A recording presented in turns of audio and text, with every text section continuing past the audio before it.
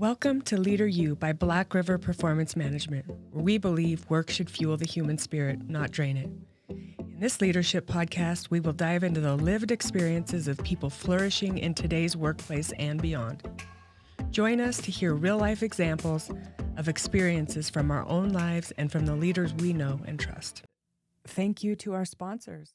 Thank you for joining the Leader U podcast. I have the pleasure of introducing our amazing guest today, Chip Conley. At age 52, after selling the company he founded and ran as the CEO for 24 years, Rebel Boutique Hotelier, Chip Conley was looking at an open horizon in midlife. Then he received a call from the young founders of Airbnb asking him to help grow their disruptive startup in a global hospitality giant. He had the industry experience, but Conley was lacking in the digital fluency of his 20-something colleagues. He didn't write code or have an Uber or Lyft app on his phone, was twice the age of the average Airbnb employee, and would be reporting to a CEO young enough to be his son. Conley quick discovered that while he'd been hired as a teacher and mentor, he was also in many ways a student and an intern. What emerged is the secret to a thriving as a midlife worker, learning to marry wisdom and experience with curiosity, a beginner's mind, and a willingness to evolve, all hallmarks of the modern elder. In a world that venerates the new, bright, and shiny, many of us are left feeling invisible, undervalued, and threatened by the digital natives nipping at our heels. But Conley argues that experience is on the brink of a comeback because at a time when power is shifting younger, companies are finally waking up to the value of the humility, emotional intelligence, and wisdom that come with age. And while digital skills might have only the shelf life of the latest fad or gadget, the human skills that mid-career workers possess, like good judgment, specialized knowledge, and the ability to collaborate and coach, never expire. Part manifesto and part playbook, Wisdom at Work, which is his book that we'll be talking about, ignites an urgent conversation about agism in the workplace, calling on us to treat age as we would any type of diversity. In the process, Conley liberates the term elder from the stigma of elderly and inspires us to embrace wisdom as a path into growing whole, not old. Whether you've been forced to make a mid-career change, are changing to work past retirement age, or are struggling to keep up with millennials rising up in the ranks, Wisdom at Work and Chip will help you write the next chapter. Thank you so much, Chip, for being on our podcast today. It's such a serendipitous event that we actually got to meet you in Baja and get to visit MEA and actually meet you face to face. It's great to see you again, Chip. Well, I just am honored to be with you, especially considering how good you sound in the recording studio. And here I am in rural Baja with airplanes in my ears. So I hope you can hear me okay. Just fine. We'll make it work. Absolutely. Okay. So I've been reading your book. I've basically been reading The Wisdom Well. I've been following MEA for quite some time. I've taken some courses from MEA, Finding Your Purpose, and just really love the work that you're doing. And I really wanted to bring it to our audience because I think you're onto something here, and I think you see it in a way that you can explain it so well. So can you just kind of start off with a little bit about your story and how you ended up being a modern elder? Sure. So when I was 26 years old, I started a boutique hotel company in the mid-1980s. Now, who starts a hotel company in their mid-20s? Well, I was a pretty... big focused on commercial real estate since my teens because my uncle was a successful real estate developer and broker. I went to Stanford undergrad. I went to Stanford Business School. And, I was prepared at age 26 to start one of the first boutique hotel companies in the U.S., as you said, called Joie de Vivre, which means joy of life in French. And I ran that company for 24 years. I loved it for 22, and then I hated it for the last 2. And I came to the conclusion after having an NDE, a near-death experience, due to an allergic reaction to an antibiotic, that I don't want to be doing this anymore. In fact, my whole life needed to be sort of blown up. And I was in my mid to later 40s, and I'd never heard of something called the U-curve of happiness that helps social science research that shows us that 45 to 50 is probably the most difficult period of adulthood. I got to the other side of it. And lo and behold, 2 years later, I got a call from Brian Cheskey, who was the co-founder and CEO of this tiny little tech startup called Airbnb. And he said, "Would you like to help us democratize hospitality?" And I was like, "Okay, tell me more." And I started spending time with him and his two co-founders and their small team in the business. And I signed on at age 52, and the average age in the company was 26. So they started calling me the modern elder. And I didn't like that a whole lot. Like, is that like, are you ageist? Like, what is a modern elder? And then they said something that really stuck for me, and that was, a modern elder is someone who's as curious as they are wise. Mm. I was like, wow, okay, curiosity and wisdom. That mixture is really powerful. That alchemy, and I appreciated that they saw me that way. And lo and behold, that's what I spent the next 7.5 years. So with Airbnb, 4 years full time, 3.5 years as a very active strategic advisor to the partner or to the founders. And long story short is, toward the end of my full time there, I started working on the book that you mentioned, Wisdom at Work: The Making of a Modern Elder. And I was writing the book down here in Baja, where I had a little beach home. And next thing I knew, I was going for a run on the beach and had a Baja aha, an epiphany where I said, "Why don't we have midlife wisdom schools? A place where people can go and reimagine and repurpose themselves for the second half of their adult lives." And so I had two midlives. I had a very difficult midlife crisis in my late 40s, and then I had a midlife chrysalis, at an era where, on the other side of that chrysalis was a butterfly. And I'm 62 years old right now, and I have to say that my last dozen years have been spectacular. That's an incredible story. I've heard quite a bit of it from reading your book and taking some of the classes, but I just want to tap into as much wisdom as we can from you in this podcast, and to find out, what does wisdom to you mean? Like, can you kind of define what you're looking for when you're looking for that in someone? It's really interesting. So here I read a book on wisdom, and I had a hard time finding a definition of wisdom that I liked. And even for the book, I didn't have the definition I'm going to give you now. Over time, I've come to realize that I think wisdom is metabolized experience that leads to distilled compassion. So let me unpack that a little bit. So metabolized experience is sort of the obvious part of it. So when you metabolize your experience, it means you actually you digest and make sense of the lessons in your life in such a way that you are more adept at addressing what comes at you moving forward. So wisdom is really very much about pattern recognition and building an intuition based upon past experience. So, but I used to think it was just that.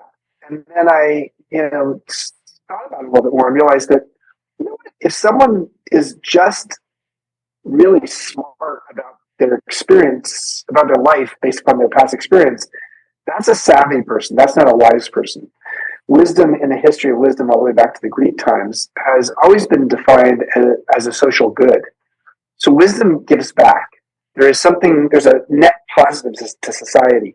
Someone can be savvy and they're just in a zero-sum game kind of way, making themselves rich, and that's fine. But if someone's wise, they're sharing that wisdom and sharing that wealth with others. So that's why it is metabolized experience that leads to distilled compassion. It's that compassion that you distill down, and instead of offering it universally, you offer it in a customized way to every single person that you can. And that's what I do today. So when I'm studying someone else and whether they are wise or not, I try to understand, number one is, how have they made sense of their life experiences? And number two is, how are they sharing that wisdom in a way that is a social good? Ooh, I love that, Nick. It actually ties into the questions that I had prepared in advance to just ask, just because I have a lot of knowledge from watching your TED Talks, knowledge about you from learning about you. But I want to get our listeners to kind of understand in a quick way so that they can read the book and they can start to learn more. But one of the questions I have is, if you were talking to your younger self, what traits would you draw on to someone with wisdom that would be an ideal mentor, or mentern is the term you use in the book?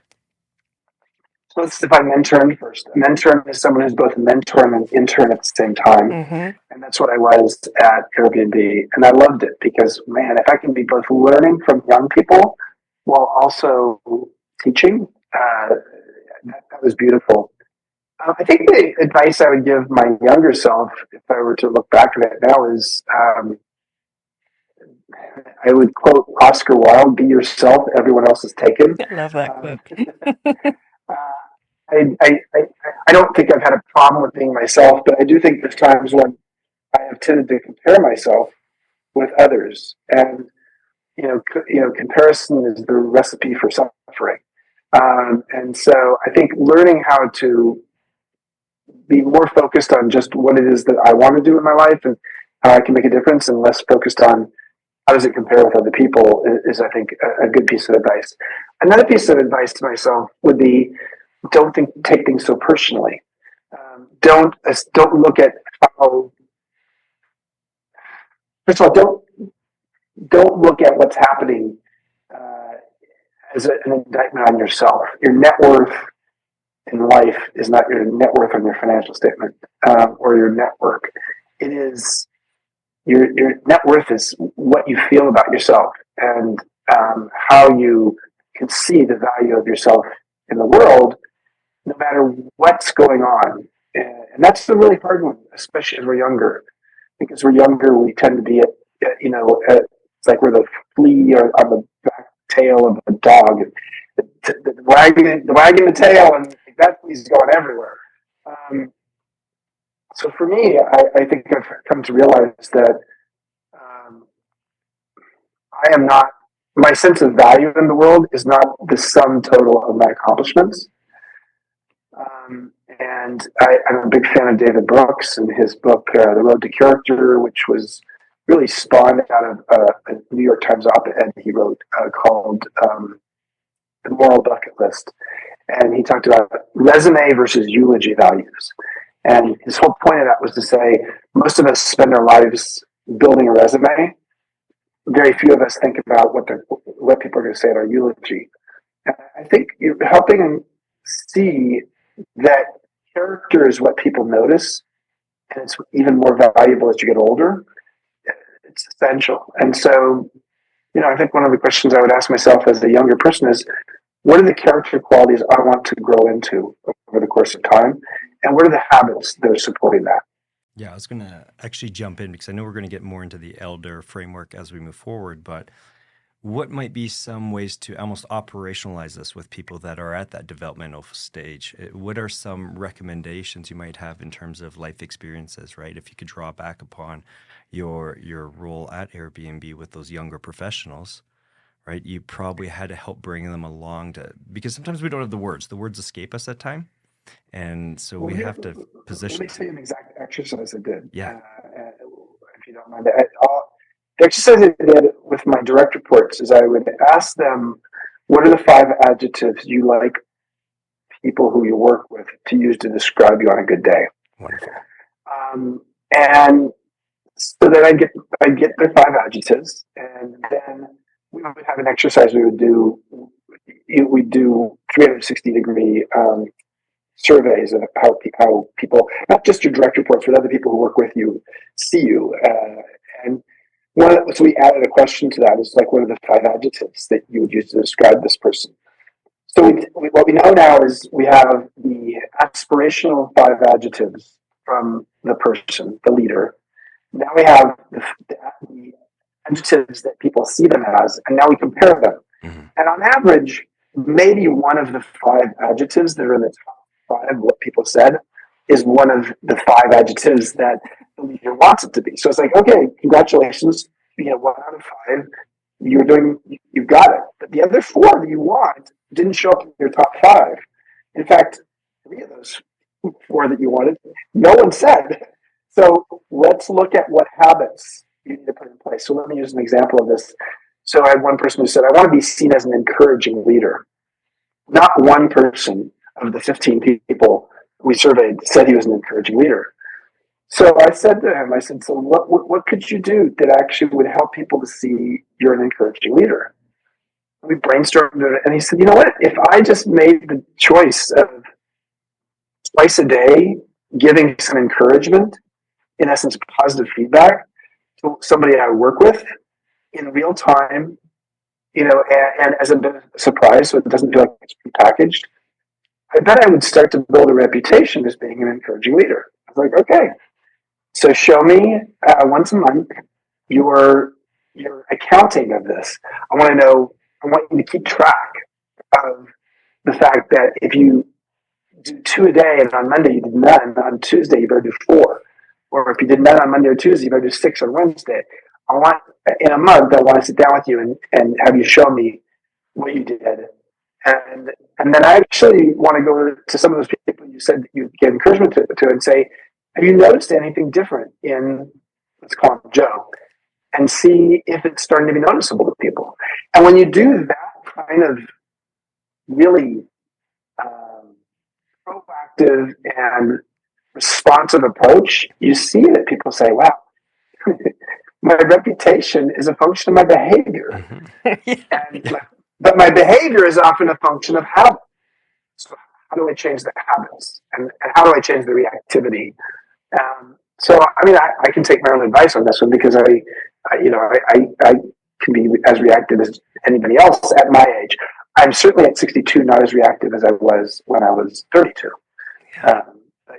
So that's a good example of how you take a somewhat abstract concept of how to build a reputation and make it real. Wonderful. Thanks. I love that. I love the 360 surveys too. And, in essence, you're helping them build their self-awareness and create that emotional intelligence piece, which that brings me to the next piece is, if I were a younger person, which I'm not, I'm turning 50 this week. I'm almost at the age. It's time for you to be back in Baja. It is. I'll be down in February and I'm making it happen. It's coming. I'm going to do a workshop. But if I were, let's say in my 30s, and I were looking for an elder in the workplace. Now, we work in a lot of organizations that have a lot of diversity, 5 generations in the workplace as well. Mm-hmm. And we consistently hear, but I don't feel like the older people in my work are that wise. They seem to be, I'll say this question that was asking for a friend.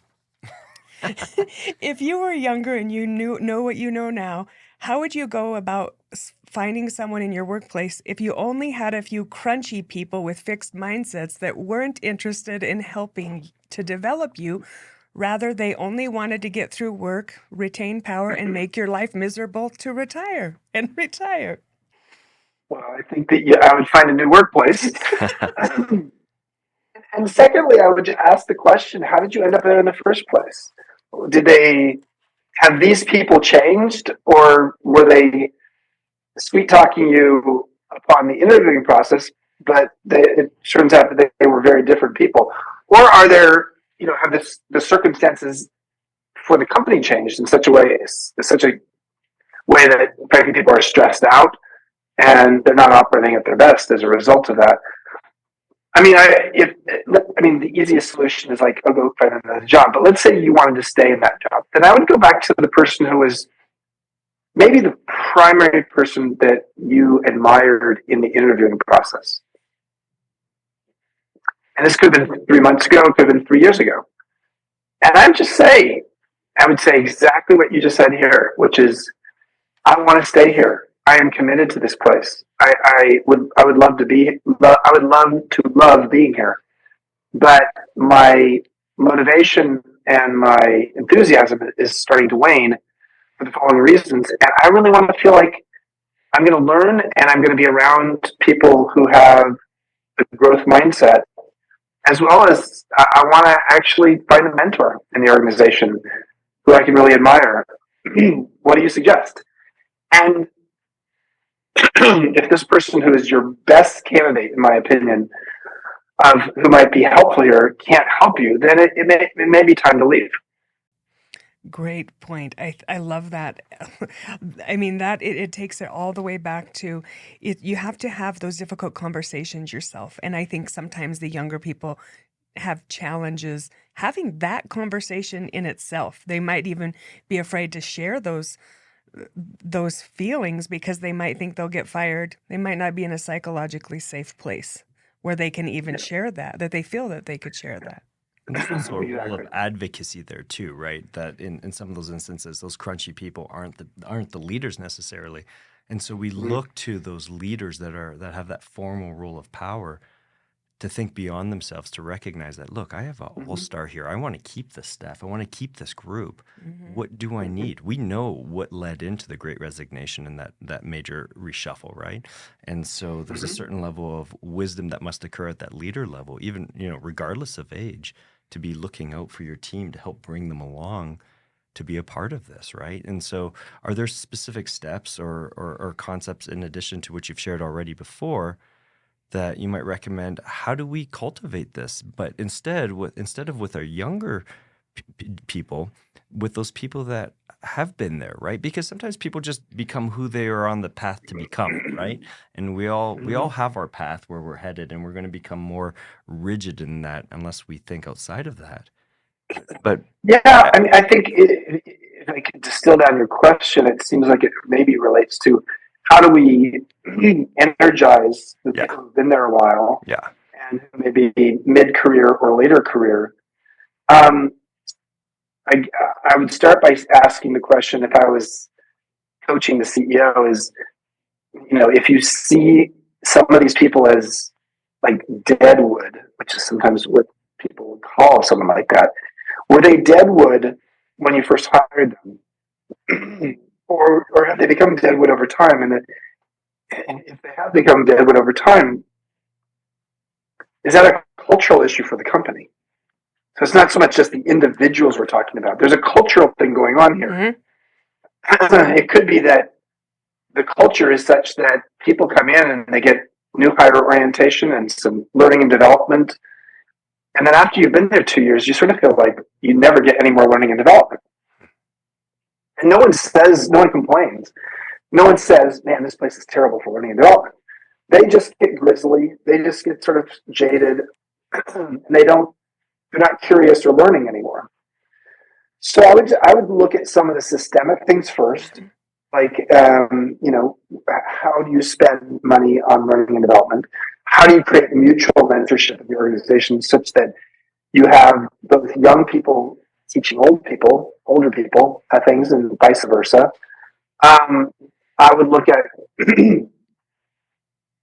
what are you doing to create new hire buddies?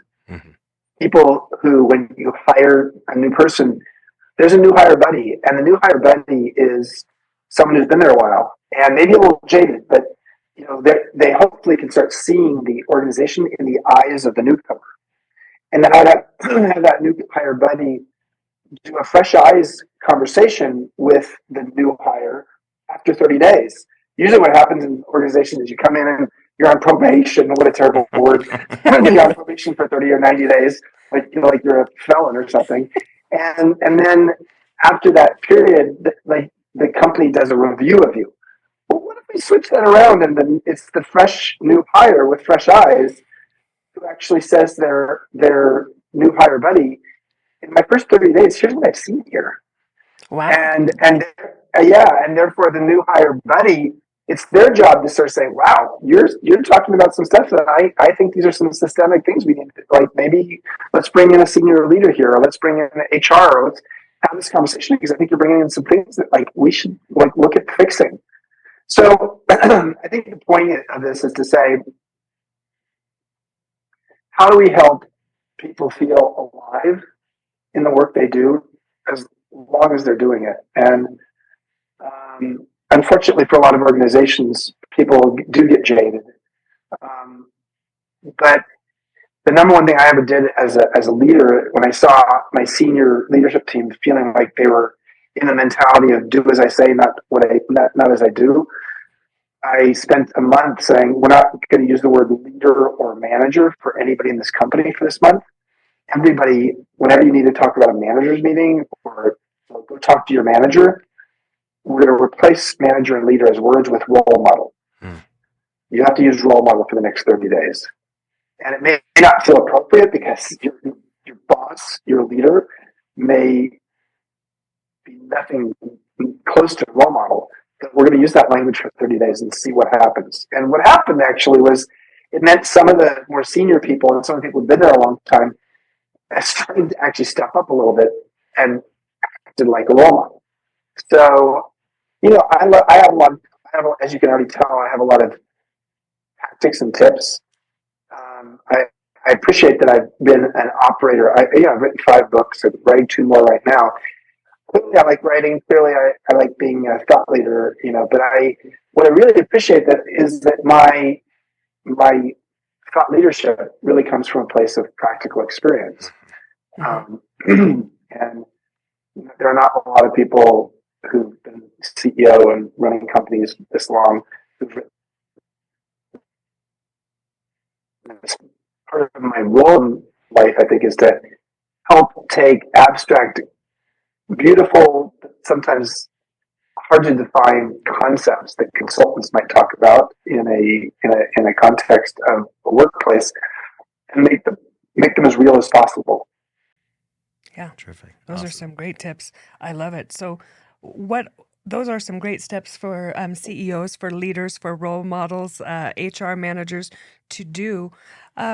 So, how do we start to create more space and for reflecting and for looking at wisdom in the workplace? Because everybody's busy and they've got competing time, competing interests, different things. I think I'd like to step back a little bit more and ask Chip to speak a little bit more about that modern elder perspective and that person Sure. as the wisdom broker, and not soul broker, right? But that role, so that our listeners have because we clearly we have this relationship when we know what is kind of the subtext here.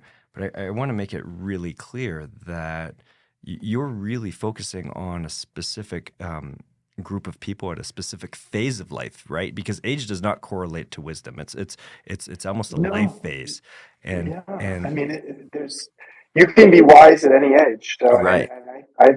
this last week here at the Modern Elder Academy at MEA, we had 28 people in a workshop, and 5 of them were between ages 28 and 31, Wonderful. Which is sort of interesting for something called the Modern Elder Academy. But they're all really interested in cultivating and harvesting their wisdom. So what I would say is that on average, the best way to think of a modern elder is someone who is older than the people around them. We're not talking about modern elderly. Elderly is the last 5 or 10 years of your life. But an elder is a relative term. So if you're a 35-year-old software engineer in Silicon Valley, you might be an elder. If you're a professional athlete, Messi from Argentina Right. is an elder on the field. If you're an advertising executive on Madison Avenue in New York, you're probably an elder at 40. So elder means that you're older than the people around you. Someone who's a modern elder is someone who actually has metabolized, has that wisdom that they've metabolized, and they're offering it to other people. But they're still curious, such that they are not just this they're a receptacle of wisdom as much as they are a dispenser of it. So I think the key thing to think about here is someone who's a modern elder is better be really clear that they are so hungry to learn, and they're open to becoming a beginner over and over again, that what people notice is not the wrinkles. They notice their energy and their passionate engagement in life. And that's really important, because when you can feel a person's energy, you can feel that person is turned on by life, you really stop thinking about their age. And what you really notice is their energy, their wisdom, and their presence. And this is, I think, in the era that we live in, with lots of these iPhones in our pockets, being present, being actually in a state where when you're talking to someone, people don't feel like you're distracted. The opposite of presence is absence. And we know a lot of people who we talk to who feel very absent. They may be absent like any connection with us. They may be absent in their own lives. So I would say a modern elder is this weird combination of presence and engagement and energy, and and a willingness to be a beginner, even if it makes you look like a fool. Because as we get older, we hopefully care less what other people think about us Mm-hmm. and care more about what kind of person we're turning ourselves into. Mm-hmm. And what do you even think about this thought of perspective taking, right? Like using those lenses of experience to help people kind of peel back things, not be quick to judge, and take perspective Yeah, of the variety of different sure. options. I love that. I love that. And I love the willingness to listen, and knowledge speaks and wisdom listens. That's a Jimi Hendrix quote from long ago. I'll tell you something I started doing at age 28 that I highly recommend for anybody at any age. So it was 2 years into my hotel company, and I was clueless. I had no idea what I was doing. And all of a sudden, we hit a big rough patch for the business. And I felt like, man, I have no idea how to do this. So I took an old diary that I had that somebody had given me that I'd never written in, like a journal. And I wrote on the cover of it my wisdom book. And I made a decision that every weekend I'd sit down for 20 minutes and I would write a series of bullet points. It might be 4, it might be 7, who knows? They'd be bullet points. They're not like a journal and like the emotional feeling of what I felt. No, it was more like I wanted to write 4 to 7 bullet points of what did I learn that week? What were some of my key lessons? Because actually perspective taking is valuable when you can take a step back and say, man, I learned this lesson this week. And the fact that I actually write it in a book, and then you can actually go back and refer to it later. Now I do it in Google Docs. I don't do it in books anymore. But what I've come to learn is like, wow, if you want to cultivate and harvest wisdom, create a practice that allows you to metabolize your experience. Because if you actually do that, it will stick. And that's what I've done. And it's such a simple thing to do. It's 20 minutes every weekend. But I've been doing it now for 34 years. Wonderful. Wow, how many pages is it? It's 5 books. It's 9 books. 9. And for the last 10 years, it's been a Google Doc. It's really long.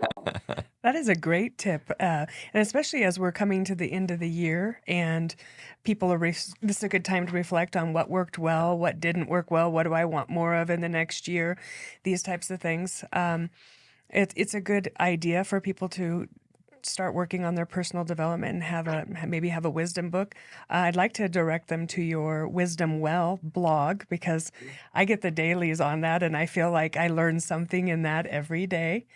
Thank you. Yeah, it's incredible. I'm loving it, and I will say that we also run across a lot of people in that transition between they're in the maybe 2 to 3 years until retirement.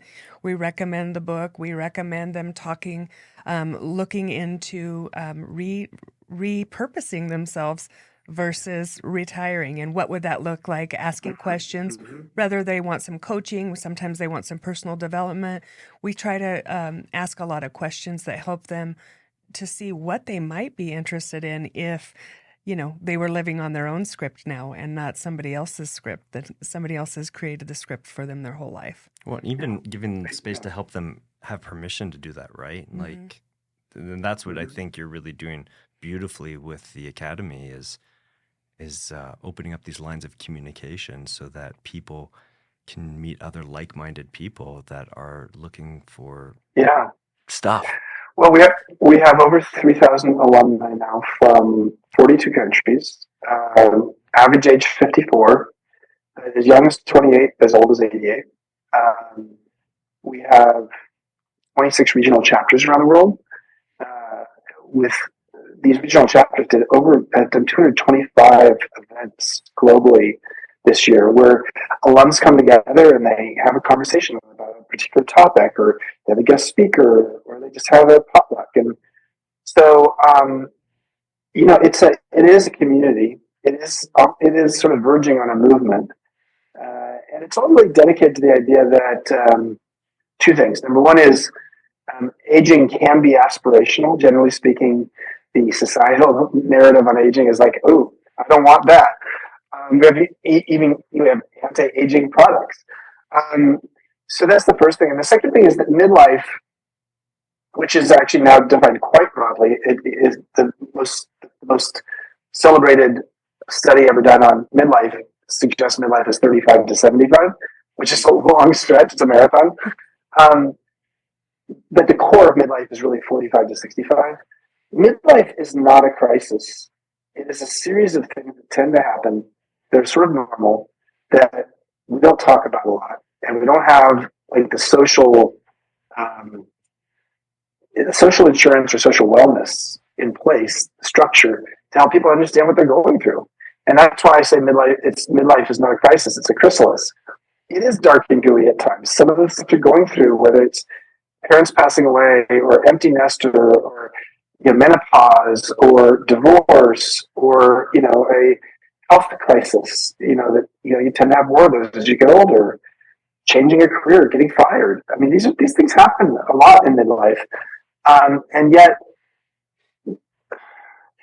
often, if you think about the caterpillar to the butterfly journey, it is in that chrysalis that is dark and gooey where the transformation happens. And so I don't say that just to feel good, but I say it because there's so much evidence.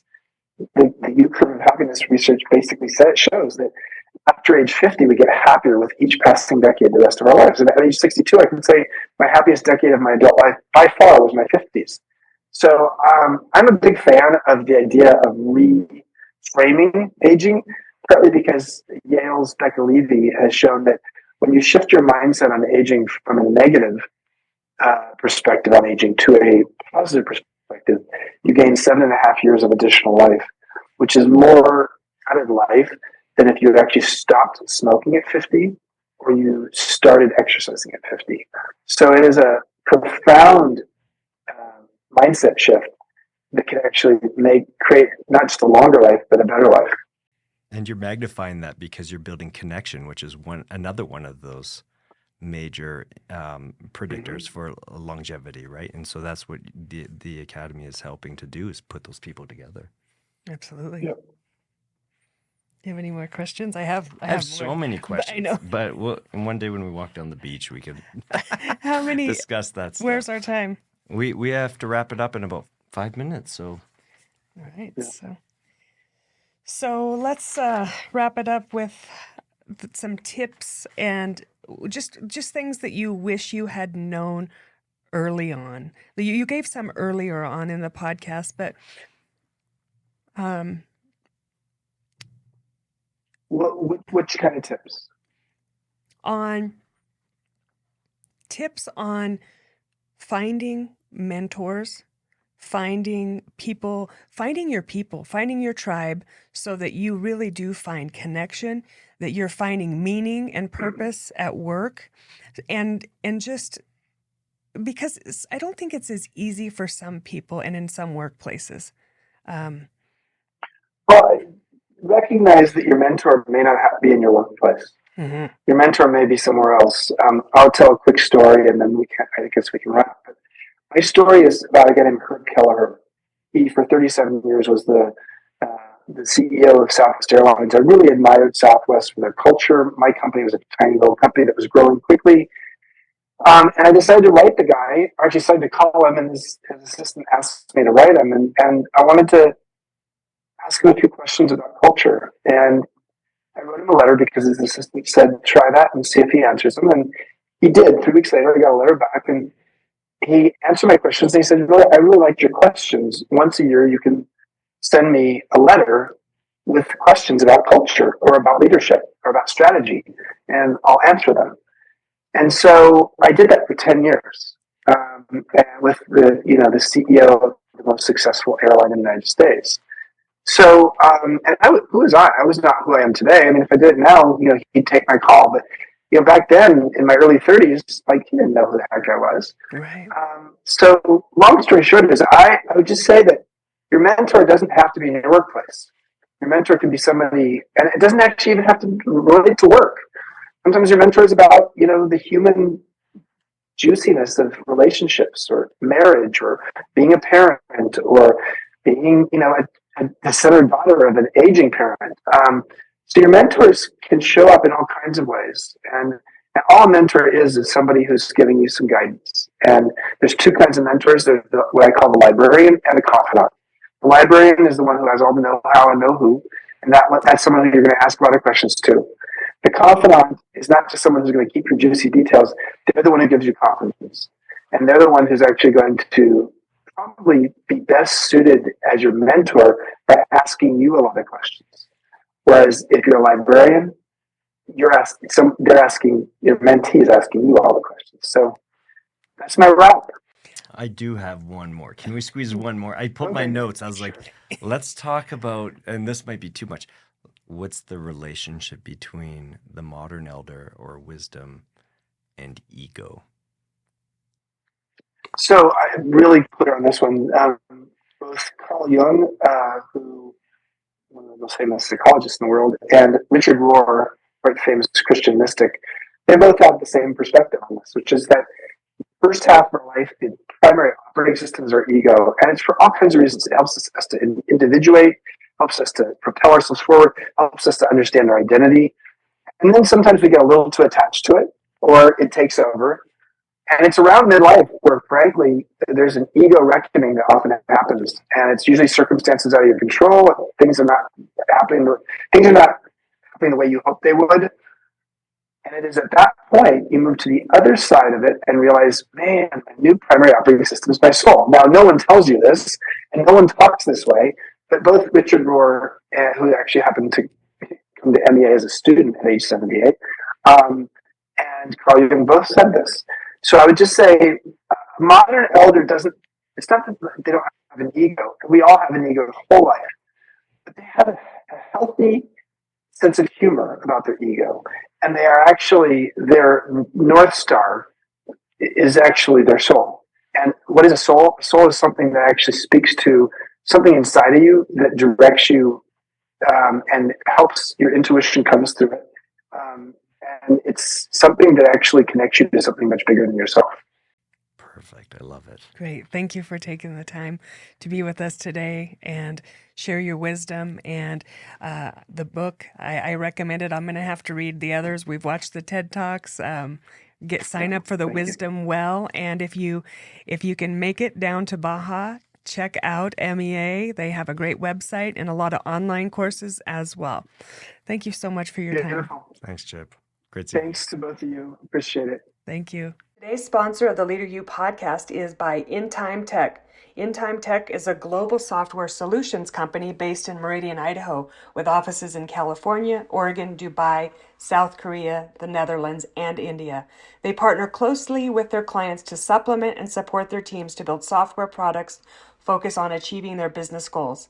Their commitment to their employees, clients, and partners are to generate a future built on core values of trust, transparency, integrity, and leadership.